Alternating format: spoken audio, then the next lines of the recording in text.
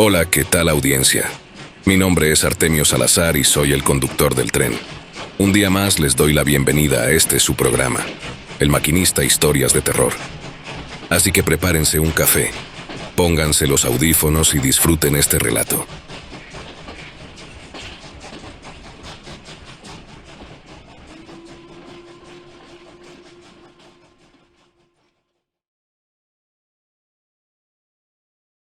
Los muertos no deberían regresar. Ese algo no era ni Dios ni el diablo, aunque provenía de lo que debe ser lo más cercano a ese gran más allá descrito en las escrituras religiosas. Sabiendo lo que sé ahora, desearía no haber nacido jamás, pues esa es la única forma de escapar de todo esto. Desde el momento en que llegamos a existir, no hay salida, y he sido maldito, por mi pecado de desafiar la naturaleza, a enfrentar el lugar que viene después de la muerte. Un lugar que ya es lo suficientemente tortuoso para aquellos que sí siguen las reglas, pero para nosotros será mucho peor. El 31 de enero del año 2025, mis colegas y yo fuimos testigos de un evento inexplicable según las leyes de la naturaleza, o al menos, inexplicable según nuestras leyes de la naturaleza. Con esto quiero decir que existen hilos ocultos que mantienen unida nuestra realidad, hilos que ni siquiera la ciencia futurista de esta agencia ha abordado, hilos que nos atan a otras realidades y a lugares más allá de la realidad. Hilos de magia para nuestras mentes primitivas. Y digo todo esto como un bioquímico, como un hombre pragmático. Sigo siendo ateo. Esa es la peor parte. Verás, ninguna religión contempla lo que experimentamos. El sujeto 147 murió el 26 de enero y fue resucitado el 31 de enero. No era nadie especial, un hombre común que murió de una manera extraordinariamente terrible mientras hacía senderismo. Tropezó y golpeó su cabeza contra una roca, sufriendo un traumatismo craneoencefálico fatal. El 147 fue uno de los muchos sujetos recientemente fallecidos, incluidos en este ensayo médico. Un ensayo orquestado por mi rama gubernamental, cuyo nombre permanece en el anonimato. De alguna manera, buscábamos conquistar la muerte, pero esto no se trataba tanto de alcanzar la inmortalidad, sino de revertir tragedias, ayudar a quienes han muerto por causas antinaturales, como la herida en la cabeza del 147. Utilizamos tecnología muy por encima de cualquier cosa accesible en el mundo moderno, en el mundo público, de máquinas y medicina. El 147 fue uno de muchos sujetos aparentemente condenados al fracaso. Trabajamos sin descanso para revivir al paciente, pero los días pasaron y su cuerpo se deterioró. Aún así, luchamos contra la naturaleza, reparando el daño en su piel, cerebro, pulmones, corazón y demás órganos. El tiempo era esencial. Después de todo, incluso nuestro avanzado procedimiento científico tenía limitaciones. En cualquier hospital público, te dirían que, después de unas pocas horas, un paciente fallecido no puede ser revivido. Pero esto no era un hospital público. Era un lugar profano. Y por nuestro acto de desafío contra el mundo natural y contra ese otro lugar, mis colegas y yo arderemos en un sitio más oscuro que el mismo infierno. En realidad, ya ni siquiera creo que el infierno exista. Pienso que es solo una fantasía cómoda que nuestros ancestros inventaron para distraerse de la verdadera vida después de la muerte. Algo mucho peor. No quiero desviarme demasiado en una disertación sobre diversas ideologías religiosas. No sé si algún texto sagrado tiene razón. Lo único que sé es que algo existe. Lo he visto. He visto a dónde van las almas a descansar. Se encuentra más allá, por debajo, por encima y entre los mismos átomos de nuestra realidad. Por eso algunas personas aún sienten la presencia de sus seres queridos fallecidos. A las 7:17 de la noche del 31 de enero, el sujeto 147 se incorporó de golpe. No pronunció ninguna revelación trascendental. Lo único que dijo, o mejor dicho, gritó, fue: «¡No!». Una docena de doctores, cual modernos Frankenstein, contuvieron la respiración mientras admiraban su creación. Éramos brujos y hechiceros de la ciencia, observando al 147 como si fuera un simple espécimen en una placa de Petri, en lugar de un ser humano. Para ese momento, el 147 debería haber sido un cadáver hinchado, pero la descomposición se había detenido, o incluso revertido, gracias a la hechicería médica y tecnológica de nuestros doctores. El sujeto 147 era una maravilla médica, sin duda alguna. Pero estábamos olvidando que también era una persona, un alma. Me quedé sin palabras, en un rincón de la habitación, mirando sin rumbo mientras mis colegas se apresuraban hacia la mesa. La resurrección siempre había sido el objetivo, pero hasta ese instante solo la había concebido como una hipótesis. Me costaba aceptar la realidad de la situación. Antes del sujeto 147, ningún ser humano en la Tierra había estado clínicamente muerto por más de 17 horas, por una muy buena razón. La siguiente transcripción proviene de la grabación en video realizada ese día, evidencia que, al igual que todo lo que te he contado, es clasificada. Pero nada de eso importa ya. Todo se desvanece ante la grandeza del más allá. Vive tanto como puedas. Fueron las últimas y escalofriantes palabras del sujeto 147. Y entonces, lo último que quedaba de su rostro dejó de ser algo. Desapareció por completo, sin dejar rastro alguno sobre la mesa de operaciones. No quedó nada que demostrara que alguna vez estuvo allí, ni siquiera aquella sustancia gaseosa que Glenfield más tarde llamaría su alma. La niebla se disipó con un estruendo similar al que habíamos escuchado antes, y la luz volvió al pasillo exterior, junto con el resto del mundo.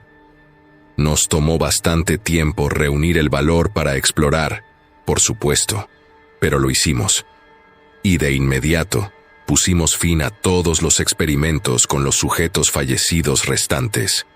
El sujeto 147 fue revivido a las 8:17 de la noche del 31 de enero del año 2025. Desapareció a las 8:26 de la noche del 31 de enero del año 2025. No sabemos qué nos ocurrió durante esos 9 minutos, ya que las grabaciones de seguridad del laboratorio y del pasillo principal quedaron completamente en negro durante ese tiempo, como si la niebla hubiera sido aún más densa de lo que imaginábamos. Y aunque registramos el audio completo del experimento, el archivo parece estar corrupto. Después de que el Dr. Thatcher nos ordenara a Glenfield y a mí que lo siguiéramos, nuestras voces dejan de escucharse.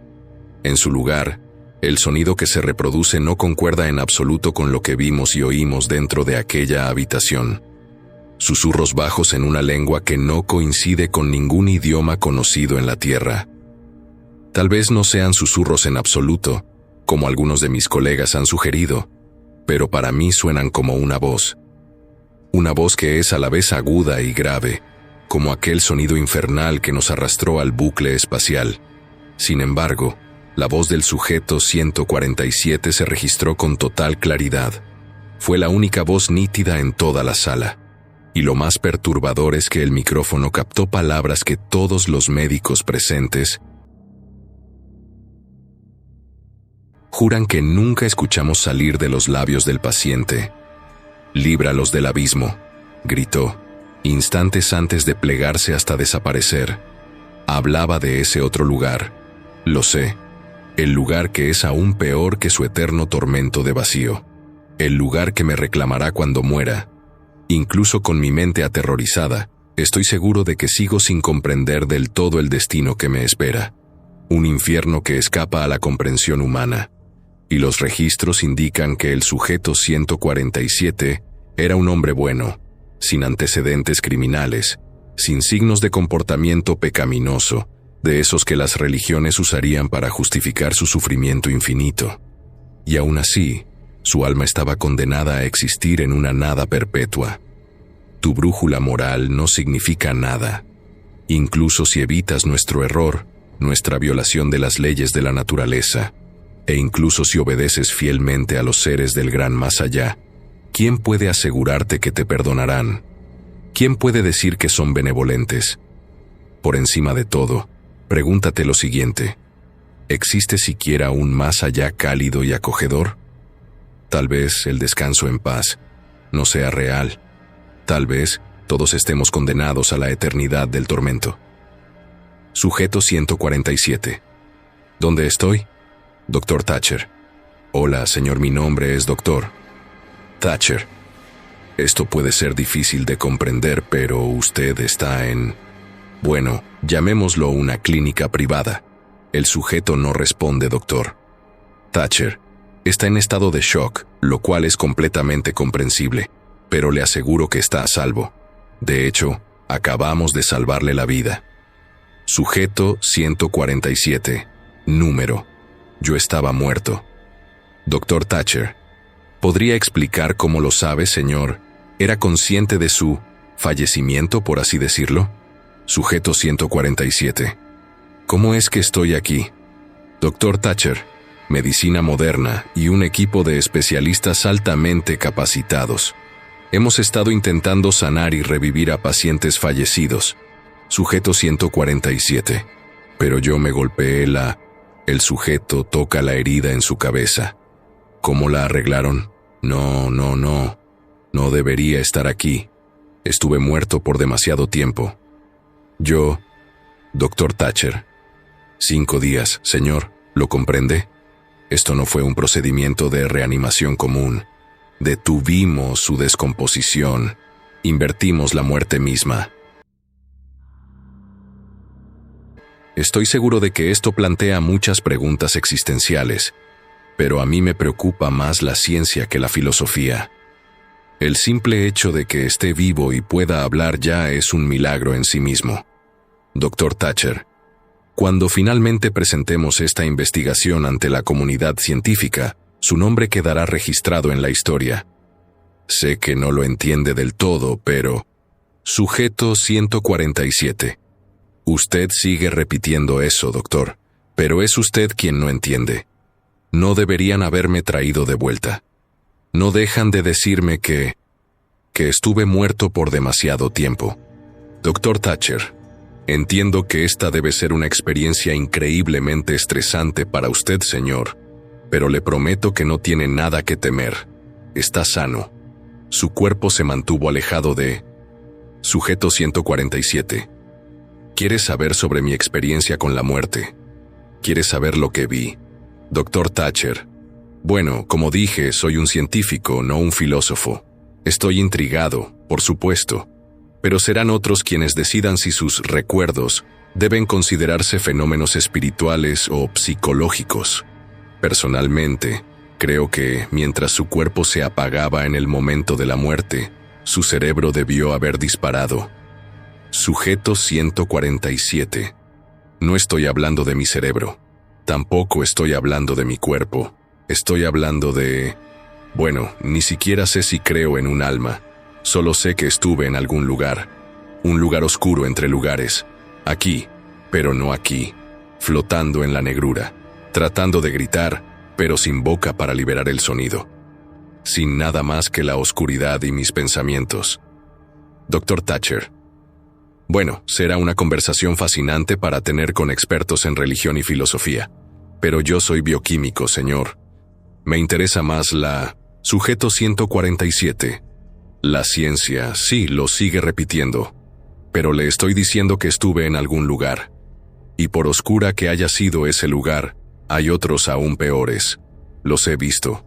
Dr. Thatcher, vaya a buscar a la doctora Rawls mientras yo sigo hablando con el sujeto. Sujeto 147. Mi nombre, y no me está escuchando. Dr. Thatcher. Por favor, cálmese, señor. Debe vigilar sus niveles sanguíneos. Su cuerpo ha sufrido un trauma masivo. Cuando llegue la doctora Rawls, le hará algunas pruebas para evaluar sus funciones corporales. Mientras tanto, quiero que sepa que sí lo estoy escuchando, pero ahora mismo no está pensando con claridad. Como dije, es comprensible. Ha logrado algo que el cuerpo humano no debería ser capaz de hacer. Sujeto 147. Sí. Finalmente estamos de acuerdo en algo. Dr. Thatcher, por razones distintas. No debería ser posible, pero lo hicimos posible. Usted lo hizo posible. Esto cambiará a la humanidad, señor. Lo comprenderá cuando vuelva a adaptarse a su cuerpo, cuando se acostumbre a vivir de nuevo. Sujeto 147. Oh, no estaré aquí por mucho tiempo, doctor. Él no lo permitirá. Dr. Thatcher. ¿Él? Sujeto 147. Eso. Y nos torturará a todos por la eternidad, doctor. Ese lugar vacío que describí no es nada comparado con el otro sitio que vi. Dr. Thatcher. Bien. Estoy más que un poco preocupado por su estado mental, señor. Pero la doctora Rawls ya viene en camino y nos dirá si las máquinas están en lo cierto, si su cuerpo está en condiciones normales. Mientras tanto, me gustaría que se recueste y, como dije, permanezca en calma. ¿Qué crees que le pasa?, preguntó Glenfield en un susurro, antes de asentir en dirección al paciente. Por un momento, pensé que se refería al doctor. Thatcher, lo que me hizo sonreír levemente. No lo sé, respondí. Pero nada de esto parece estar bien, ¿verdad? Los signos vitales del hombre están estables. Bueno, deberíamos esperar a que la doctora Rawls lo confirme, ¿no crees?, señaló ella. Asentí. Supongo que sí, pero todo parece estar en orden. Sus facultades mentales deberían estar bien. No sabemos cómo debería estar, replicó Glenfield. Esto es un territorio inexplorado, doctor. Thornton, tal vez el paciente tenga razón. No puedes hablar en serio, me burlé. No te imaginaba como alguien creyente. Chasqueó la lengua. Esto no tiene nada que ver con la religión. Hemos llevado el cuerpo humano más allá de sus límites. Sí, quizás logramos detener los efectos de la descomposición, pero nos tomó 5 días resucitarlo. 5. ¿Y si pasamos por alto algo? Puede que le ocurra algo al cuerpo humano después de la muerte. Algo que no deja camino de regreso. Negué con la cabeza y asentí en dirección al sujeto 147. Él regresó. Sí, pero ¿qué hay de los efectos a largo plazo?, preguntó ella. ¿Qué le hemos hecho? Quería ser parte de este proyecto, le recordé. Creo que he cambiado de opinión, murmuró, con la mirada perdida en el paciente de bata azul que seguía de pie en la mesa de operaciones, negándose a recostarse. Algo no está bien en su rostro. ¿No ves el miedo en sus ojos? Creo que cualquiera estaría asustado en esta situación, respondí. Es completamente natural que... Y entonces, un sonido cortó mis pensamientos. Su tono era, por imposible que pareciera, tanto grave como agudo, tanto atronador como estridente. No eran 2 sonidos distintos, sino uno solo, abarcándolo todo. Un bramido penetrante que atravesó las paredes, el suelo y el techo de nuestro quirófano. Un sonido acompañado por un cambio en el aire, como si algo hubiera oscurecido la habitación, aunque las luces no parpadearon. La electricidad no se cortó. Algo pesado flotaba en el ambiente. ¿Qué demonios fue eso?, exclamó un doctor mientras los jadeos llenaban la sala. El doctor Thatcher levantó las manos. Todos, cálmense. Recuerden que están realizando pruebas H76 en el piso de arriba. Eso no solo vino de arriba, replicó otro doctor entre el murmullo creciente. Vino de todas partes, completó el sujeto 147 con un débil gemido. Está aquí. El doctor Thatcher intentó mantener el control y la compostura mientras las voces se alzaban con inquietud. ¿Puede alguien ir a buscar a Carlton? Se suponía que traería a Rawls. No debería tardar tanto en recorrer un pasillo. De repente, el sujeto 147 dejó atónitos a todos los médicos de la sala al lanzarse hacia la mesa de instrumental quirúrgico. Un movimiento brusco, sin advertencia previa, en dirección al bisturí que descansaba tentadoramente sobre la bandeja. Logró aferrar el filo del instrumento y dirigir su hoja hacia su propio cuello, pero un par de residentes consiguieron arrebatarle la herramienta de las manos. Ojalá no lo hubieran hecho. «¡Mátenme!», gritó el paciente de ojos enrojecidos, mientras los dos médicos luchaban por sujetarlo, con espuma brotando de sus labios crispados por el alarido. Entonces, el doctor Thatcher anunció con voz firme: «Bien, necesito que el 147 sea inmovilizado de inmediato, ya que representa un peligro para sí mismo y para los demás. Mientras lo hacen, iré a buscar a Carlton y Rawls». El anciano jefe se giró hacia la puerta principal del quirófano, la abrió de un tirón y salió de la habitación. Su cuerpo frágil protestó contra la prisa con un gruñido mientras se apresuraba por el pasillo. A medida que la puerta se cerraba tras él, sus rápidos y pesados pasos se desvanecieron hacia la izquierda. Segundos después, una nueva serie de pisadas resonó desde el lado derecho del pasillo. Luego, se oyó un grito amortiguado, seguido por el chirrido de la puerta del quirófano al abrirse de golpe. El doctor Thatcher apareció en la entrada, con los ojos muy abiertos y un inusual temblor en su expresión, aunque sus gafas empañadas ocultaban en parte su agitación. Pero yo lo vi. Vi que algo había estremecido al hombre que jamás se inmutaba. Y eso fue lo primero que hizo que mi estómago se hundiera. Thatcher dirigió la mirada hacia Glenfield y hacia mí. «Ustedes dos, los que no están haciendo absolutamente nada al fondo. Sí, ustedes, vengan conmigo». Como niños regañados, asentimos con desgana y seguimos a nuestro líder por un pasillo sorprendentemente oscuro. En ese momento, supuse que había habido un corte de energía después de todo. Supuse que ese debía haber sido el origen del estruendoso sonido que habíamos oído. Pero algo en esa teoría no terminaba de encajar. ¿Deberíamos avisar a alguien sobre las luces?, preguntó Glenfield mientras avanzábamos por el pasillo a oscuras, iluminado solo por el resplandor que se filtraba a través de la gran ventana del quirófano. «Solo síganme», murmuró Thatcher, con una voz que comenzaba a perder su dureza y estabilidad. Comenzaba a quebrarse. «Necesito».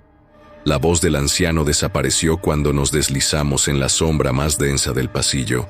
Una sombra en la que ya no podía ver absolutamente nada. Todo sonido se desvaneció en la nada, solo por un instante. Y entonces, como si mis oídos hubieran estallado por la presión de la altitud, el sonido volvió. La luz también. Thatcher jadeó y Glenfield hizo lo mismo. Yo, en cambio, no logré emitir ningún sonido. Aún intentaba comprender lo que veía. Estábamos de vuelta en el punto de partida. Presos del pánico, los tres ni siquiera nos detuvimos a pensar, ni a hablar. Nos lanzamos nuevamente por el pasillo, ansiosos por alcanzar el final oscuro una vez más. Pasamos junto al quirófano, que en teoría deberíamos haber dejado muy atrás, y nos adentramos en la negrura, en el silencio. El sonido y la luz regresaron de nuevo. El quirófano también. Pero acabamos de correr en línea recta, murmuró Thatcher mientras nos tambaleábamos hacia la habitación a nuestra izquierda, hacia aquella ventana que vertía un islote de luz en el pasillo negro. «Necesitamos llamar a alguien», balbuceé, mientras mi mente se negaba a aceptar la verdad de la situación. Que, de alguna forma imposible, habíamos quedado atrapados en un bucle espacial. Aquel tramo de pasillo tenuemente iluminado era todo nuestro mundo. No medía más de 50 metros de largo, la mayor parte de los cuales estaban flanqueados, a la izquierda, por aquella gran ventana resplandeciente. Estábamos siendo arrastrados de vuelta a la sala. No existía nada más. Con voz temblorosa, Glenfield dijo: «Y yo creo que debemos...». No tengo idea de lo que iba a sugerir, porque mi colega fue silenciada por la luz del quirófano al extinguirse, por la extinción de la única luz de nuestro mundo. y desapareció con el más leve de los clics, como si alguien simplemente hubiera pulsado un interruptor en su casa. Con la muerte de aquella luz, nos encontramos sumidos en una oscuridad total. Escuché el crujido de una tela, y de pronto, un destello rasgó la negrura. La linterna de un teléfono iluminó el pasillo.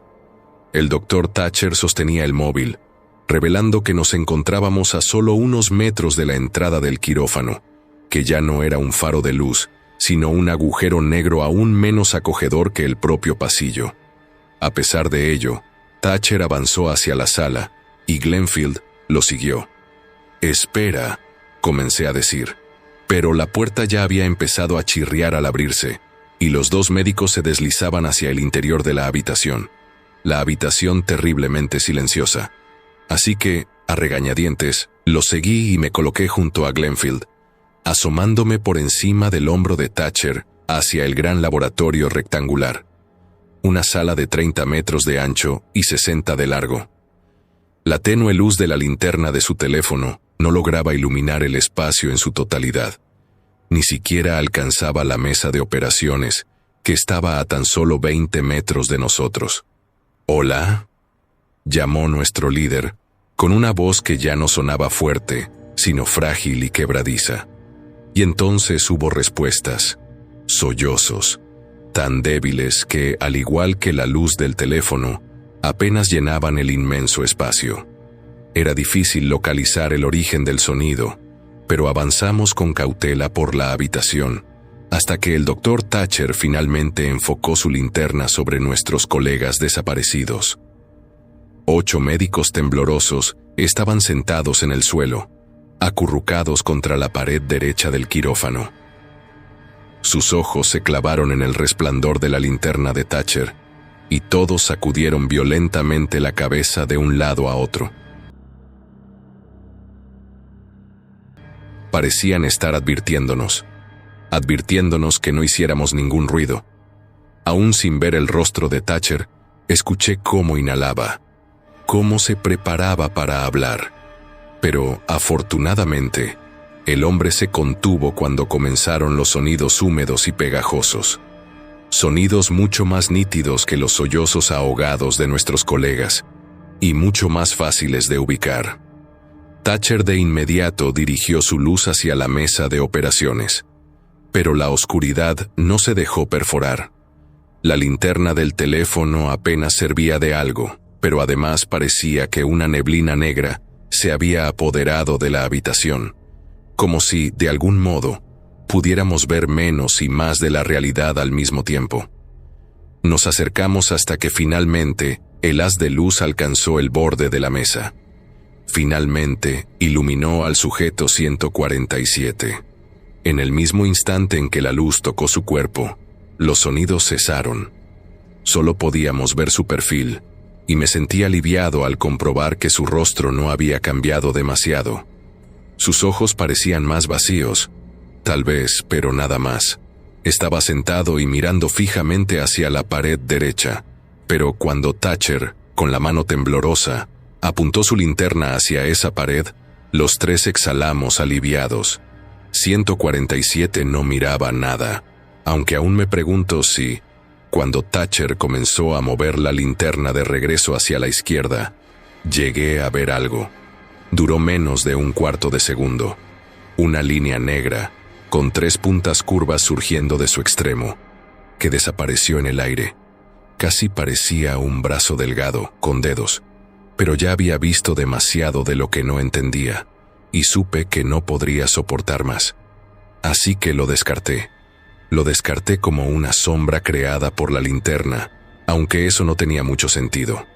La cosa se desvaneció más rápido de lo que el haz de luz se movía por la habitación. A mis ojos, algo se estaba escondiendo. «Estuve ausente por demasiado tiempo», susurró el paciente, atrayendo nuestra atención. Cuando el doctor Thatcher iluminó su rostro de nuevo, el hombre había girado su cuerpo por completo hacia nosotros, en un ángulo torcido y antinatural, con los dedos aferrándose al borde de la mesa con una fuerza descomunal. Sorprendentemente, en los pocos segundos en los que habíamos desviado la mirada, 147 se había despojado de su bata. Y lo más inquietante no era el hecho en sí, sino la inexplicable velocidad y el absoluto silencio con el que lo había hecho. Y entonces entendimos por qué nuestros colegas sollozaban y se estremecían contra la pared. En el lado derecho del paciente, tanto su brazo como su pierna habían desaparecido, pero no había muñones sangrientos. Eso habría sido espantoso y enfermizo, sí, pero también demasiado natural, demasiado explicable.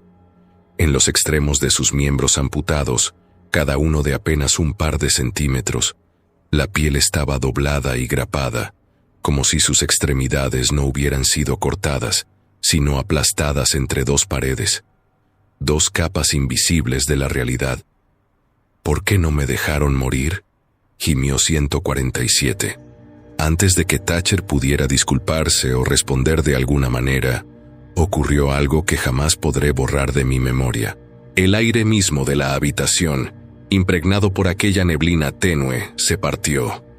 Se desgarró como una herida abierta, creando una grieta entre las mismas partículas de la materia. No era un desgarro grande, apenas una incisión delgada, como un corte de papel, menos ancha que un cabello, pero innegable. Un pliegue en la realidad por el que esperaba que emergiera aquel brazo de 3 puntas, una figura que quizás ni siquiera había visto realmente, una figura que, tal vez, jamás existió en primer lugar. Tal vez era solo una representación visual de algo que no tiene representación visual, porque no está diseñado para ser percibido por los ojos humanos. Todo ocurrió de repente. Los miembros restantes del sujeto 147 fueron devorados por la segunda grieta, que se cerró sobre su piel mientras él lanzaba un alarido desgarrador. Y entonces, las heridas comenzaron a encogerse, a contraerse y a plegarse sobre sí mismas, doblando el cuerpo del paciente hacia adelante, plegando a 147 dentro de sí mismo. Y mientras nuevos desgarros surgían en el aire, aplastando lo que quedaba del pobre hombre hasta dejarlo como una hoja de papel, sus labios se abrieron. Fue un instante breve, apenas captado por la escasa luz de la linterna de Thatcher, pero vimos lo suficiente, vimos demasiado. Vimos cómo un gas translúcido escapó de la boca abierta del paciente, solo para ser devorado por la última de las heridas.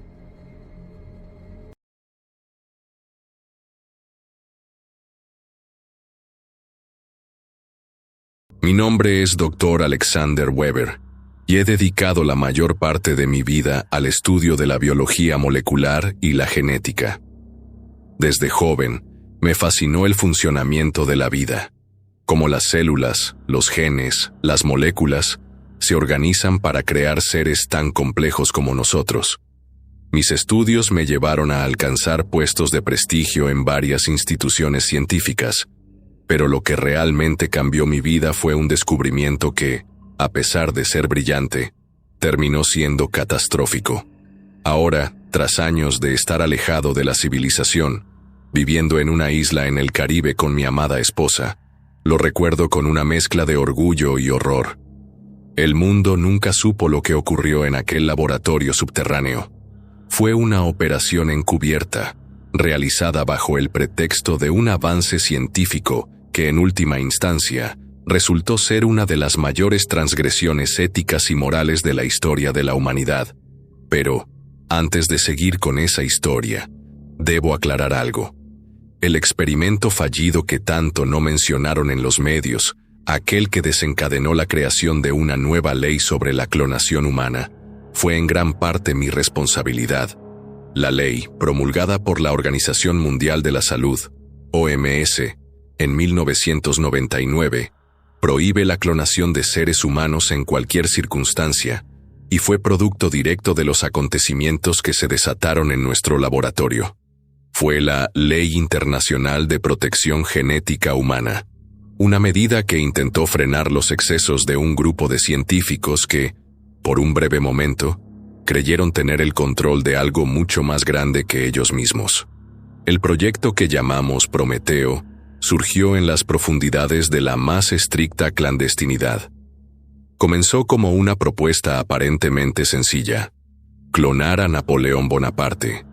El objetivo, en apariencia inofensivo, consistía en recuperar su genio táctico y político, sobre todo para que pudiera combatir a aquellos países que no mencionaré, pero que en silencio se forran de ojivas nucleares. Imaginemos por un momento una mente estratégica tan brillante que, aunque murió hace siglos, su legado sigue siendo estudiado por militares y estadistas de todo el mundo. ¿Y si pudiéramos replicar esa mente? ¿Si pudiéramos recrear su habilidad para manipular las naciones y ganar batallas? Para financiar el proyecto, se creó una coalición internacional secreta de países y corporaciones privadas, los cuales colaboraron en la creación de un laboratorio oculto en una isla remota, lejos de la civilización. La base se encontraba bajo tierra, y su acceso estaba restringido a un grupo selecto de científicos de élite, quienes se encargaron de realizar experimentos genéticos clandestinos para crear una copia exacta de Napoleón. Fue un desafío monumental. No solo había que replicar su físico, sino también sus recuerdos, sus habilidades cognitivas, su inteligencia. Se necesitaron avances tecnológicos que apenas comprendíamos en ese entonces. Genética avanzada, manipulación del ADN y transferencia de memoria mediante métodos experimentales fueron solo algunos de los procesos que empleamos para lograrlo. Al principio, el proceso parecía avanzar sin problemas. A medida que los días se convertían en semanas y las semanas en meses, el clon comenzó a tomar forma. Logramos recrear sus rasgos físicos con tal precisión que parecía como si estuviera ante un espejo. Pero lo que realmente nos sorprendió, lo que realmente nos aterrorizó, fue cuando el clon comenzó a manifestar recuerdos de la vida de Napoleón, recuerdos que no podrían haber sido accesibles a un ser de su época. Su mente, esa increíble máquina de procesar información, comenzó a recordar detalles personales sobre Napoleón que solo él podría saber. Nombres, lugares, detalles de conversaciones privadas, estrategias de batalla. No había duda de que el proceso estaba funcionando mucho mejor de lo que habíamos anticipado. Pero aquí comenzó el verdadero problema. En el momento en que el clon despertó, nos encontramos con una situación completamente fuera de control. El sujeto, un hombre joven de apariencia idéntica a Napoleón, despertó confundido, con una expresión de pánico en su rostro. Al principio, pensamos que era solo un reflejo de los efectos secundarios de la clonación, algo natural, una especie de resquicio de la desconexión entre el cuerpo y la mente. Pero pronto, algo mucho más siniestro comenzó a suceder. El clon, aunque inicialmente asustado, comenzó a procesar la información de manera rápida, como si estuviera reconstruyendo su propia identidad. En cuestión de minutos, comenzó a hablar en un francés perfecto, fluido, con un acento tan auténtico que era como si Napoleón mismo estuviera allí, de pie frente a nosotros. En sus ojos había una mezcla de confusión, ira y, sobre todo, una profunda comprensión de su situación. Fue entonces cuando comenzó a hacer preguntas que nos helaron la sangre. ¿Dónde estoy?, preguntó con voz firme. ¿Por qué me han encerrado? ¿Quiénes son ustedes? ¿Y por qué me tratan como un experimento y no como un hombre? Lo que al principio parecía ser un triunfo indiscutible de la ciencia, un avance que podría revolucionar la comprensión de la biología humana, pronto se convirtió en una pesadilla. Después de la primera manifestación de furia por parte del clon de Napoleón, nos sentimos, en un principio, confiados de que todo seguiría bajo control. Estábamos, al fin y al cabo, frente a una creación única, pero seguíamos siendo los científicos, los que dirigían la situación. Nadie, ni en el laboratorio más avanzado, pudo prever lo que ocurrió a continuación. Al principio, Los cambios fueron sutiles. En los días que siguieron a la primera muestra de rebeldía, el clon comenzó a sufrir una serie de alteraciones físicas que no podían ser explicadas por la ciencia de aquel entonces.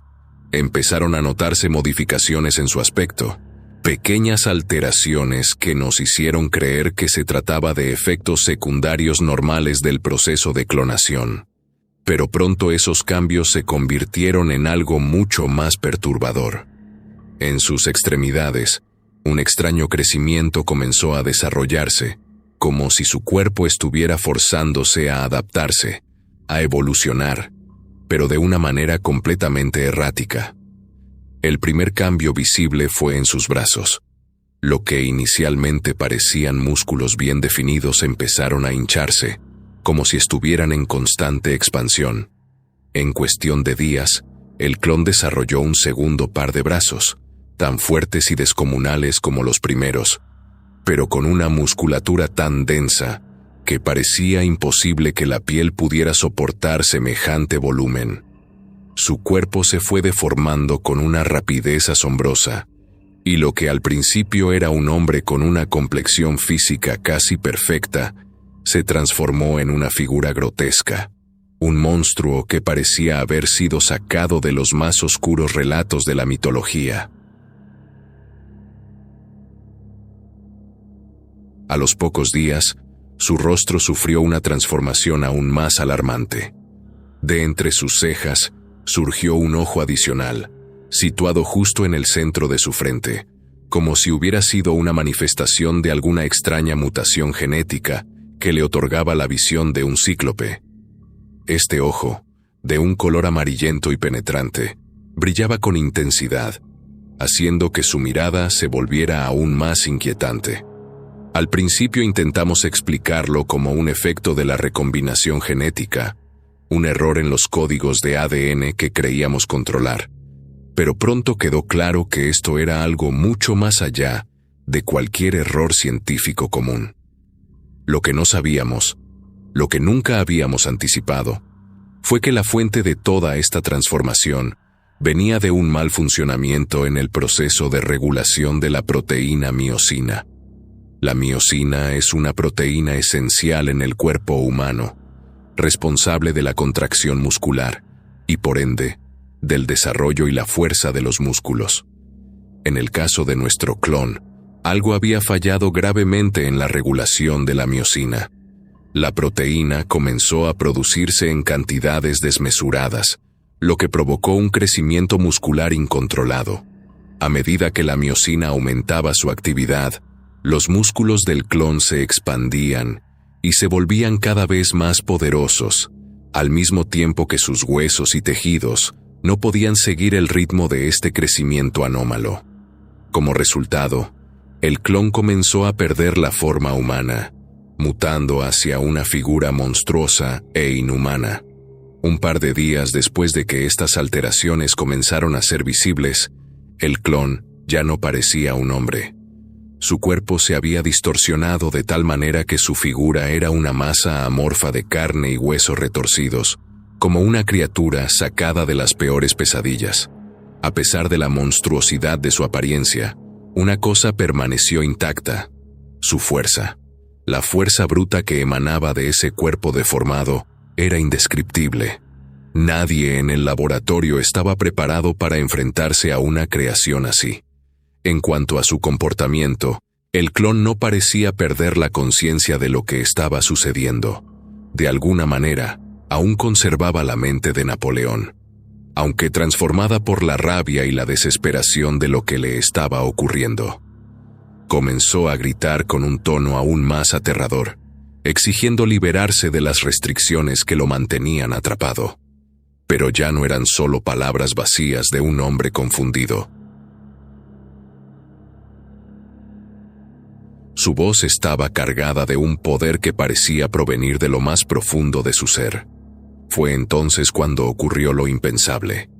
La celda que originalmente habíamos diseñado para contener a una criatura como él se volvió obsoleta. Las gruesas paredes de concreto reforzado, las puertas de acero blindado, todo eso se volvió inútil ante el monstruo que habíamos creado.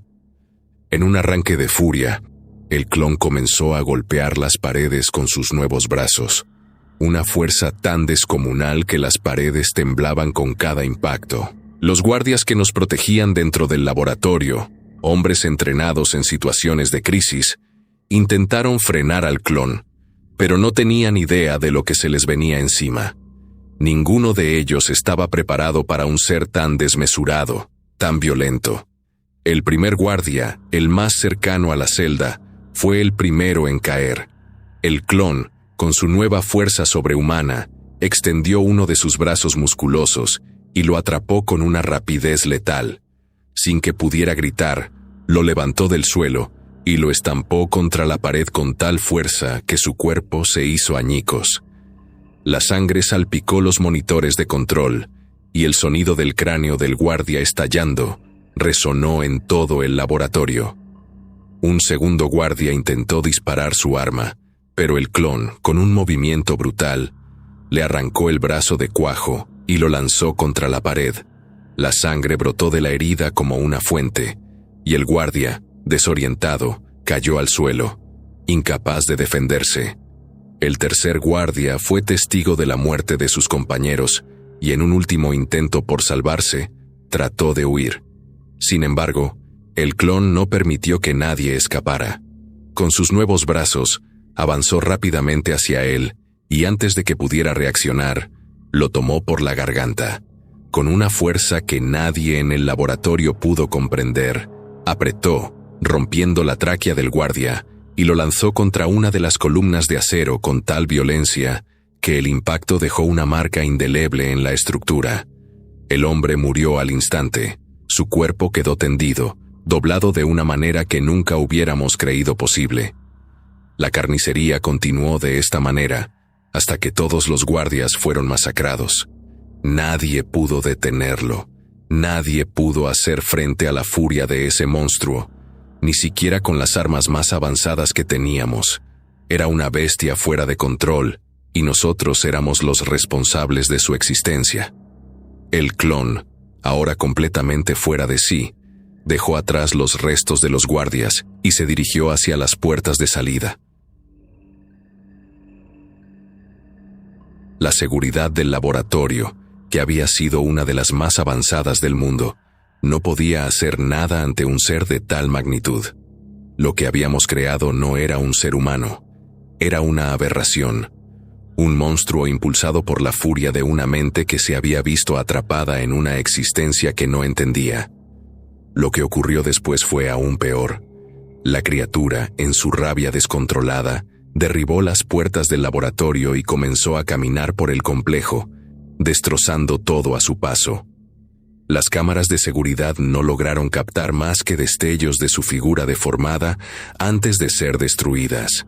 El sonido de su paso, pesado y resonante, fue el último que escucharon aquellos que quedaban en el laboratorio.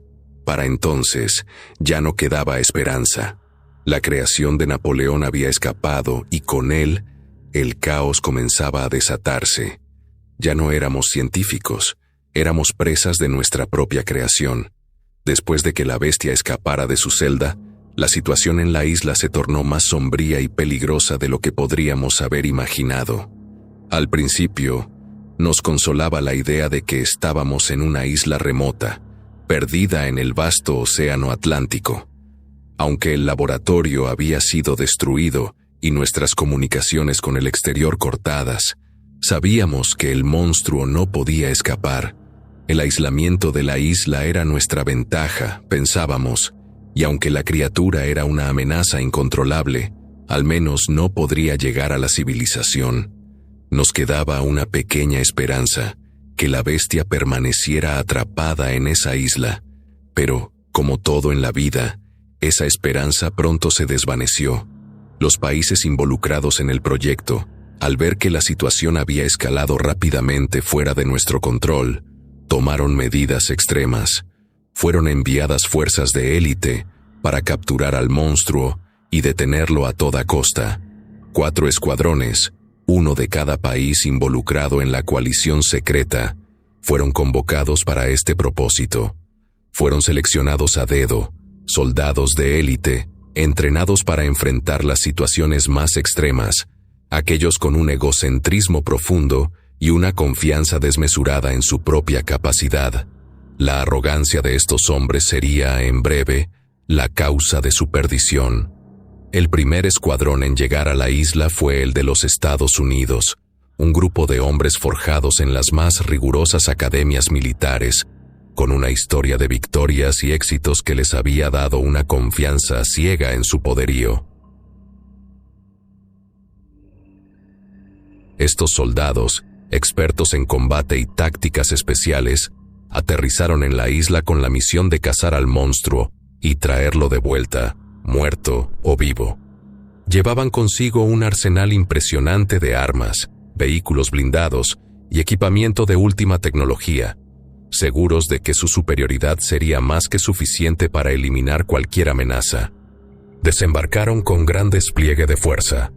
Sus helicópteros aterrizaron en la playa, levantando una nube de polvo y escombros. La primera impresión que tuvimos fue la de una fuerza imparable, una maquinaria de guerra perfectamente aceitada. Los soldados caminaron con paso firme, vestidos con sus uniformes camuflados, cubiertos de equipo pesado y con una expresión de total seguridad. «Este monstruo no sabe lo que se le viene encima», se escuchó decir a uno de los oficiales. Estaban listos para demostrar su poderío, dispuestos a cazar al clon de Napoleón como si fuera una simple presa. Lo que no sabían, lo que no podían ni imaginar, era que se enfrentaban a algo mucho más grande que su arrogancia. La bestia, con sus brazos musculosos y su deformidad monstruosa, había dejado atrás las fronteras del control humano. Era un ser que había superado los límites de la biología, y eso era algo que ni el más preparado de los soldados podría comprender. Los hombres del escuadrón estadounidense comenzaron a avanzar por la jungla, buscando señales de la criatura. Sabían que debían ser cuidadosos, pero confiaban tanto en su capacidad para rastrear y eliminar amenazas que no tomaron las precauciones adecuadas. Avanzaron sin mucha cobertura, sin estudiar el terreno como deberían haberlo hecho, creyendo que la bestia no sería capaz de escaparles. Sin embargo, algo tan primitivo como la astucia de la criatura resultó ser lo que les costó la vida. Poco después de adentrarse en la selva, el primer soldado cayó. No fue un disparo lo que lo derribó, sino la fuerza bruta de la bestia. En un movimiento tan rápido que apenas se pudo ver, el clon de Napoleón emergió de entre los árboles, agarró al soldado por la cintura y lo levantó del suelo. Con un solo movimiento, lo estampó contra el tronco de un árbol cercano con tal violencia que el sonido de los huesos quebrándose resonó en el aire. El hombre murió al instante, su cuerpo quebrado, sus miembros colgando de manera grotesca. Los demás soldados se detuvieron en seco al escuchar el estruendoso sonido del impacto. Miraron en todas direcciones, buscando una sombra, un movimiento. Algo que les indicara dónde se encontraba el monstruo. No tardaron mucho en encontrarlo. Al principio, fue un susurro en la jungla, un leve crujido de ramas. Luego, el sonido de los pasos del clon, pesados y resonantes, hizo eco entre los árboles. Antes de que pudieran reaccionar, la bestia apareció frente a ellos con una furia incontrolable. El segundo soldado, un hombre de gran tamaño, fue el primero en reaccionar y disparar su arma. Pero su bala no hizo más que rebotar contra el cuerpo deformado del clon, como si hubiera sido absorbida por una masa de carne y hueso impenetrable. En lugar de retroceder, el monstruo avanzó con rapidez y con una agilidad sorprendente para su tamaño, lanzó a este soldado contra un arbusto grueso. La fuerza de su impacto fue tal que su columna vertebral se rompió en varios lugares. Su grito se ahogó en el aire y el soldado cayó muerto al suelo, mientras el clon avanzaba sin detenerse. Los otros 3 hombres intentaron reagruparse, pero ya era demasiado tarde. El clon se movía con tal velocidad que no dejaron tiempo para que pudieran siquiera recargar sus armas. Uno de los oficiales, un hombre alto y de rostro marcado por la guerra, intentó un último disparo en un esfuerzo por contener al monstruo. Pero su disparo tampoco tuvo efecto. El clon lo tomó por el cuello, levantándolo del suelo con una mano, y comenzó a apretar con una fuerza inhumana. Los huesos del oficial crujieron bajo la presión, y su rostro se tornó morado mientras luchaba por respirar. En un último esfuerzo, el soldado intentó liberarse, pero el clon lo apretó con más fuerza, hasta que su cuello se rompió con un sonido espantoso, dejándolo caer al suelo inerte. Con solo un soldado restante, la situación ya era desesperada. Este último hombre, más joven y menos experimentado que los otros, comenzó a retroceder, disparando su arma sin tregua, pero sin ningún impacto real. La criatura, ahora completamente fuera de sí, no le prestó la menor atención. Con un rugido salvaje, lo alcanzó en cuestión de segundos. El soldado intentó saltar hacia un lado, pero la bestia lo atrapó por la pierna y lo arrastró por el suelo, llevándolo a través de la jungla con una fuerza tan tremenda que el suelo parecía temblar bajo ellos. La criatura levantó al soldado por la pierna, lo giró en el aire y lo estampó contra una roca con tal fuerza que la cabeza del hombre estalló como una fruta madura. El último soldado, el único que quedaba de la escuadra estadounidense, fue reducido a nada más que un recuerdo de lo que había sido. La arrogancia con la que habían llegado a la isla, la creencia de que podían controlar cualquier situación, les costó la vida. No solo a ellos, sino también a cualquier esperanza de que la bestia pudiera ser capturada fácilmente. Con los cadáveres esparcidos por toda la jungla, el clon dejó atrás la escuadra destruida. La jungla era ahora su territorio, y nosotros, los que aún quedábamos en la isla, no podíamos más que observar con horror cómo nuestra creación se deslizaba cada vez más hacia la oscuridad. El caos había llegado a su punto culminante cuando los demás escuadrones llegaron y no lograron ni siquiera acercarse al monstruo. A pesar de los avances tecnológicos, las armas de última generación y el entrenamiento de los mejores soldados, nada parecía poder detener a esa aberración de la naturaleza. La bestia, nacida de un experimento fallido, había superado todas las expectativas. Había sido creada para ser un genio táctico, un ser de poder y control, pero en su lugar se había convertido en algo mucho más temible. Un monstruo imposible de controlar, un ser que no reconocía autoridad alguna. Los intentos por capturarlo fueron cada vez más desesperados. Las fuerzas internacionales, que al principio creyeron que podrían manejar la situación con facilidad, pronto se dieron cuenta de que habían subestimado al clon. Más tropas llegaron a la isla, un flujo constante de refuerzos, cada uno más preparado que el anterior, pero todos fracasaron. La bestia, con su fuerza inhumana y su capacidad para adaptarse, destruía a sus perseguidores con una brutalidad indescriptible. En menos de una semana, casi toda la fuerza militar que había llegado para detenerlo fue aniquilada. Finalmente, tras una serie de intentos fallidos y un costo humano y material incalculable, la decisión fue tomada. El monstruo debía quedarse en la isla, aislado del resto del mundo. Las fuerzas internacionales ya no podían arriesgar más vidas, pero, en lugar de abandonarlo por completo, se decidió que la isla sería monitoreada de manera constante, sin descanso, para asegurarse de que el clon nunca pudiera escapar. No importaba cuántas veces intentaran darle caza, no importaba cuántos hombres tuvieran que sacrificar, la isla sería su prisión eterna. Una red de vigilancia, operada por un conglomerado de países poderosos, se desplegó sobre la isla. Un sistema de satélites, cámaras infrarrojas, sensores de movimiento y patrullas aéreas mantuvo un ojo constante sobre el monstruo. La isla, antes un paraíso remoto y olvidado, se transformó en una prisión de alta seguridad, vigilada las 24 horas del día, los 365 días del año.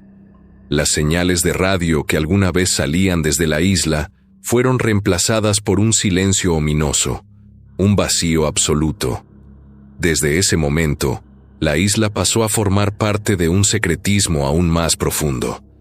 El gobierno de los países involucrados en el experimento nunca reconoció públicamente lo que había sucedido.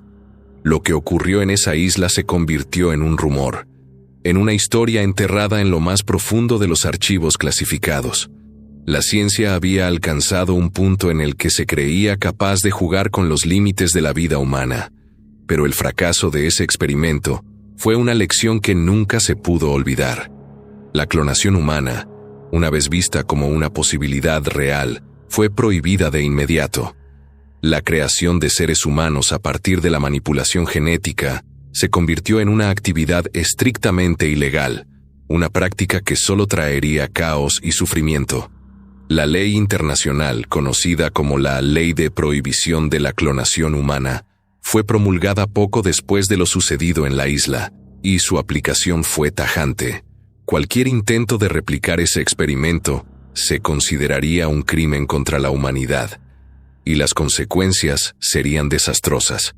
El miedo a lo desconocido, a las fuerzas que el ser humano no puede controlar, llevó a la comunidad internacional a tomar una decisión rotunda.